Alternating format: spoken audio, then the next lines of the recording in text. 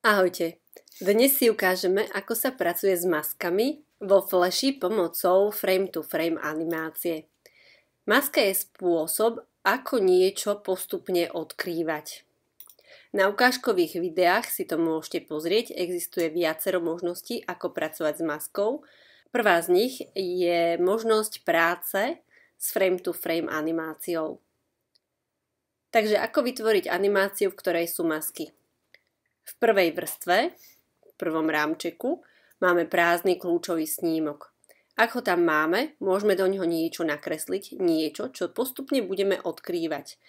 Takže napríklad zoberiem si nástroj štetec, nastavím si veľkosť štetca, zvolím si farbu a nakreslím si niečo veľmi zaujímavé, napríklad postupne sa vytvárajúcu rastlinku. Ak chcem, môžem zmeniť farbu plochy kliknutím na samotnú plochu a zvolením si danej farby. Samozrejme musím si určiť, ako dlho potrvá moja animácia, takže zostaňme pri 2 sekundách, to je 48 rámčekov, keď máme 24 frame per sekundum. Takže kliknem sa do 48. rámčeka.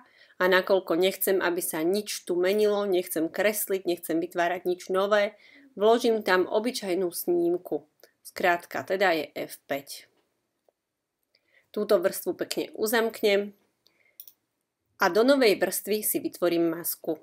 Môžem si aj prepísať, aby som vedela, že táto vrstva bude vrstva, v ktorej sa nachádza maska. Čo to znamená? Postupne potrebujem vytvoriť nejaké okienko, nejaký spôsob, ktorý mi postupne odkryje ten môj kvietok. Takže budem ho robiť spôsobom frame-to-frame animácie.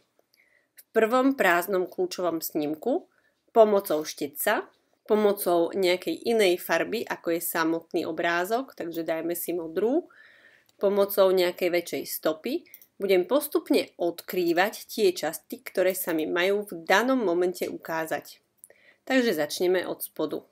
Po tomto chcem odkryť troška viac z tejto danej rastliny, takže do ďalšieho frameu alebo každého druhého si pridám nie snímok, nie prázdny kľúčový snímok, ale kľúčový snímok. Preto kľúčový snímok, aby som už pred chvíľou nakreslenú linku tam už mala. Takže pridám ďalší moment. Zase si pridám kľúčový snímok a zase odkryjem časť môjho kvietka. Postupne pokračujem.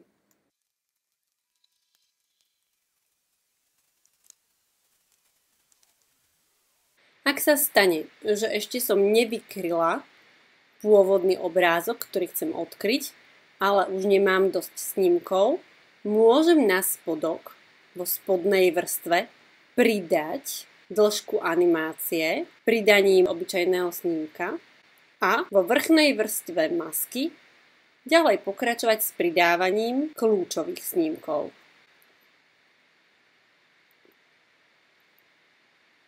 Po úplnom prekrytí, alebo teda v našom prípade postupnom odkrývaní, musím túto vrstvu zmeniť na masku. Ak by som to nespravila, moja animácia by vyzerala takto.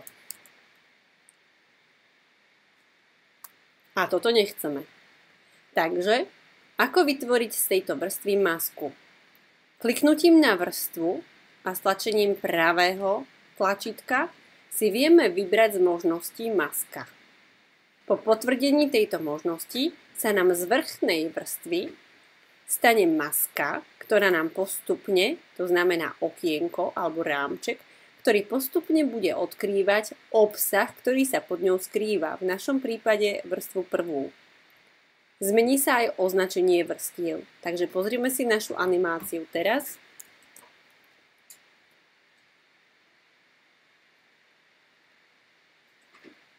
A je to presne to, čo sme si predstavovali, keď sme to vytvárali. Samozrejme, masky sa dajú aj dodatočne upravovať, ale musíte ich vopred odomknúť. Pozrime sa na iné spôsoby, ako sa dá vytvoriť ešte maska. Ak masku už nechcem, alebo chcem ju zmeniť, Viem ju podobne, ako som ju vytvorila, aj odstrániť kliknutím na vrstvu a zvolením možnosti maska. Po odomknutí viem jednotlivé snímky po označení cez Shift pravým klikom odstrániť. Môžem odstrániť aj to, čo sa nachádza v prvom snímku, vymazaním a získam tam prázdny kľúčový snímok. Takže napríklad mohla by som vytvoriť do tohto prázdneho kľúčového snímka jednoduchý kruh bez obrysu. Do posledného rámčeka si musím vložiť prázdny kľúčový snímok, do ktorého viem vložiť kruh, ktorý mi prekrýva celú scénu. Pomocou nástroja transformovať viem tento kruh zväčšiť, tak aby som vykryla celú scénu. Takže v prvom rámčeku máme malý krúžok, v poslednom rámčeku máme krúžok veľký a ak chceme, aby sa z malého krúžka stal veľký krúžok, musíme z neho vytvoriť tvarovú premenu. Takže kliknem na stred časovej osy, zvolím si pravý klik, vytvoriť doplnenie tvaru, vytvoriť tvarovú premenu. Nesmiete zabudnúť z tejto vrstvy vytvoriť masku a po maskovaní moja animácia bude vyzerať následovne. Kvietok sa postupne odkrýva zo stredu smerom na kraje. Iný spôsob by mohol byť napríklad taký, že sa v prvom snímku nachádza obdĺžníček, ktorý sa v poslednom snímku nachádza na druhej strane a je veľký. To znamená, ak si to pozriete, postupne sa nám bude presunom odkrývať animácia, ako sa bude meniť malý obdĺžníček na štvorec. Vrstvu zmeníme na masku a pozrieme si animáciu.